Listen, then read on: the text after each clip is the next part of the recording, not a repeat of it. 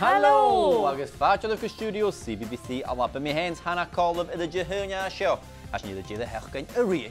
Hadí seach ní go bhí Seo Calum go seach uan agus uad a híte lumáin ac yn gríomh. Ha go deara neist ha sin I deachcain sa the bhí cáracha Seachdain nan Dìneasar agus tícíotain sa chai. Gab mi héin agus Hannah súl I the neon a ha giche plauntichen sin agad na herbivores. Ach, dú hasin go bhí coiad I neor séile, the carnivorous. Ha go deara sin neon was giche feòil.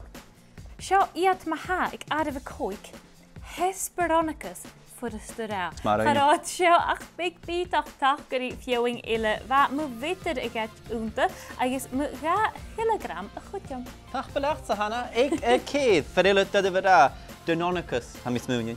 Dinosaur tarna smá a bh a glósad I a gachos, ba da chrog fórike son cumal graim I the híin. Ag adamh a 3 allosaurus. Hallo. Hallo.